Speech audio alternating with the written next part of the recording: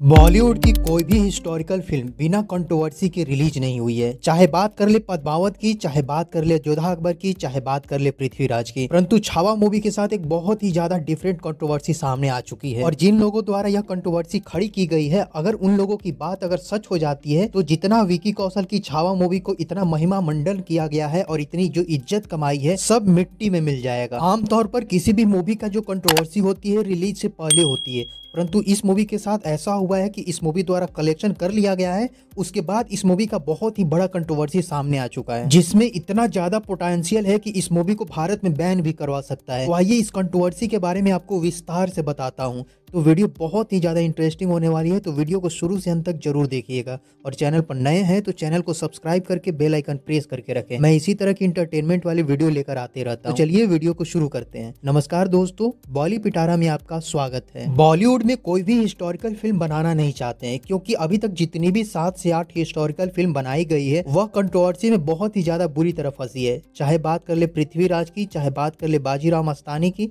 चाहे बात कर ले पद्मावत की। इसमें से कुछ फिल्में जैसे कि पद्मावत, बाजीराव और जोधा अकबर ने तो बॉक्स ऑफिस पर अच्छा कलेक्शन कर लिया था, परंतु और सभी मूवी का कलेक्शन उतना ज्यादा नहीं हुआ था। और उन्हीं सब मूवी के जैसे छावा मूवी का जब ट्रेलर रिलीज हुआ तो इस मूवी का भी एक कंट्रोवर्सी सामने आया था, जिसमें छत्रपति संभाजी महाराज को डांस करते हुए दिखाया गया था। उससे कई लोग भड़क गए थे, जिसके बाद इस कंट्रोवर्सी को सामने लाया गया। और इस मूवी के जो डायरेक्टर हैं लक्ष्मण उतेकर, वह राज ठाकरे से जाकर मिलते हैं, उनसे डिस्कस करते हैं और राज ठाकरे यह सोल्यूशन देते हैं कि आप उसे फिल्म से हटा दें। जिसके बाद वह पूरे डांस को इस फिल्म से हटा दिया गया था। उसके बाद ऐसा लग रहा था कि फिल्म बहुत ही बेहतरीन ढंग से चलेगी और इसमें कोई दो मत नहीं है कि यह मूवी बॉक्स ऑफिस पर बहुत ही बेहतरीन कलेक्शन करते हुए आगे बढ़ रही थी। लेकिन इनके बीच में बहुत ही बड़ा हडल सामने आ चुका है। आमतौर पर नए एक्टरों की जो भी मूवी थिएटर में रिलीज होती है, उस फिल्म के 100 करोड़ के कलेक्शन जाते जाते उसकी सांस फूल जाती है, परंतु इस मूवी द्वारा मात्र 3 दिन में ही 121 करोड़ की कलेक्शन कर ली गई थी। और यह मूवी अभी तक लगभग 400 करोड़ के आसपास की कलेक्शन कर चुकी है। और यही नहीं, इंडस्ट्री में जितने भी अभी तक रिकॉर्ड बनाए गए थे,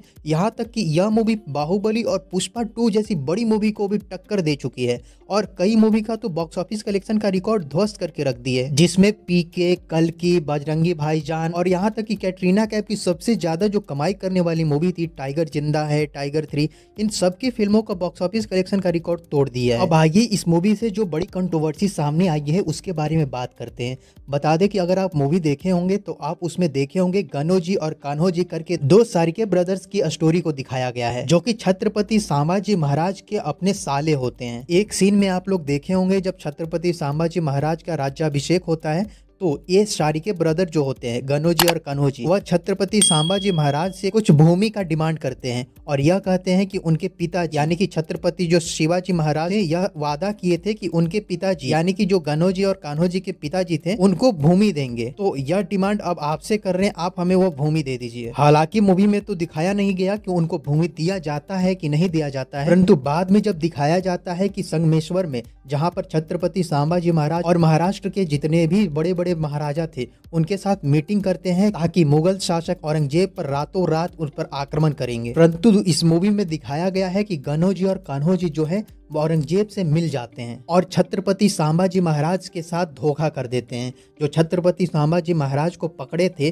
जो कि मुगल शासक के सैनिक था जिसका नाम मुकर्रर खान था, उनको सारिके ब्रदर ने छत्रपति संभाजी महाराज के संगमेश्वर में होने का बात को बता दिए थे। और यहाँ तक यह भी बताए थे कि उसके जो जाने का वहां पर शॉर्टकट रास्ता है वह क्या है, जिस कारण से छत्रपति संभाजी महाराज को पकड़ लिया जाता है। यानी कि कुल मिलाकर मूवी में दिखाया गया है कि सारिके ब्रदर छत्रपति संभाजी महाराज के साथ धोखा किए। और फिर सीन में दिखाया जाता है कि जब छत्रपति संभाजी महाराज को पकड़ा जाता है तो उस समय ये सारिके ब्रदर वहीं पर होते हैं। परंतु अब एक कंट्रोवर्सी सामने आई है। सारिके ब्रदर के जो वंशज हैं उन्होंने यह क्लेम करके इस मूवी के डायरेक्टर को बहुत ही बड़ी चेतावनी दी है। उन्होंने बोला है कि मैं इस मूवी के डायरेक्टर और मेकर्स को 100 करोड़ का मानहानि का केस दर्ज करूंगा, क्योंकि उनके द्वारा हिस्ट्री में छेड़छाड़ करके मूवी को बनाया गया है। जो मूवी में दिखाया गया है उसका कहीं भी एविडेंस सामने नहीं है, जिसके बेस पर इस चीज को दिखाया गया है। आप लोग जो मूवी बनाए हैं उसका बेस केवल 1979 में जो बुक लिखी गई थी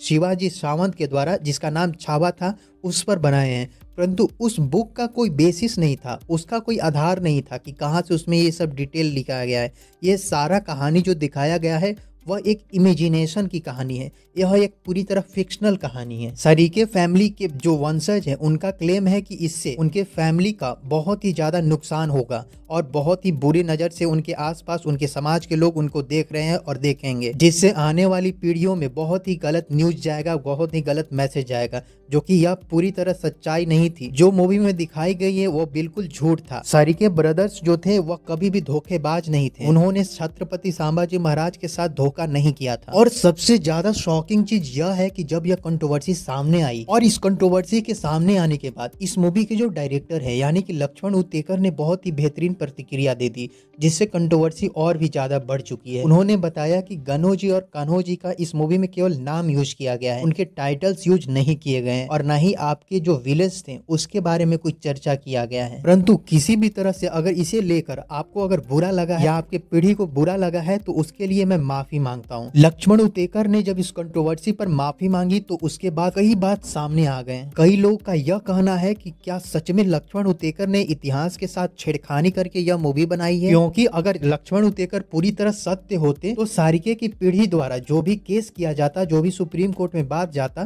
तो उस पर अगर यह सही होते तो उस पर मुकदमा लड़ते, परंतु मुकदमा लड़ने के बजाय यह पहले ही सॉरी मांग ली है। इससे यह भी सवाल खड़े हो चुके हैं कि अगर यह मुद्दा सुप्रीम कोर्ट में जाता है तो इस पर बहुत ही बड़ी जांच बैठ जाएगी और जांच बैठेगी तो इस मूवी से जुड़ी कई चीजों को सामने लाना पड़ेगा, यानी कि जो भी इसमें दिखाया गया है उसका बेसिस क्या था, कहां से आप डॉक्यूमेंट उठाएं, कहां से डिटेलिंग किए, उसके बारे में सारी जानकारी सुप्रीम कोर्ट को देनी पड़ेगी। और अगर ऐसा डिटेल्स नहीं मिलता है, डॉक्यूमेंट नहीं पेश किया जाता है तो मूवी को हो सकता है आने वाले टाइम में बैन भी कर दिया जाए। इस मूवी का सबसे ज्यादा जो तारीफ मिली है क्लाइमेक्स के बाद की जो सीन है उसी पर मिली है और सारी कंट्रोवर्सी उसी के बाद की सीन का है, क्योंकि अगर सारिके ब्रदर्स अगर चुगली नहीं किए, धोखेबाजी नहीं की, तो अगर कोई और किए हैं तो मूवी का पूरी स्टोरी बदल जाएगी। बता दें कि इतिहास में दो तरह के मानने वाले लोग हैं। एक लोग यह मानते हैं कि सारिके ब्रदर्स जो थे वही छत्रपति संभाजी महाराज के साथ धोखेबाजी किए थे, और दूसरा लोग यह मानते हैं कि जो इस मूवी में कवि कैलाश के कैरेक्टर को दिखाया गया है वह छत्रपति संभाजी महाराज के साथ धोखेबाजी किया था, जिसका रेफरेंस में दिया जाता है कि इससे पहले कवि कैलाश मुगल शासक में काम करते रहते हैं और उसके बाद बताया जाता है कि यह मुगल शासक औरंगजेब का एक जासूस था जो छत्रपति संभाजी महाराज के यहाँ रहकर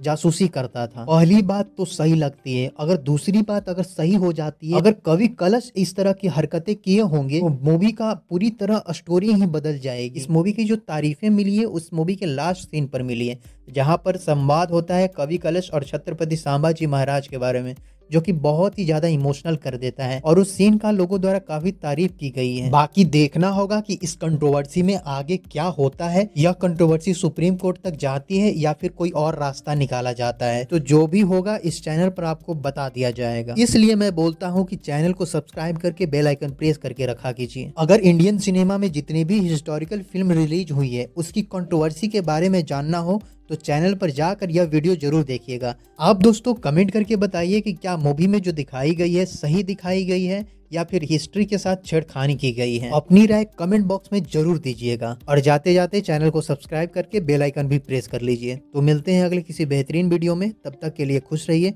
धन्यवाद। जय हिंद, जय भारत।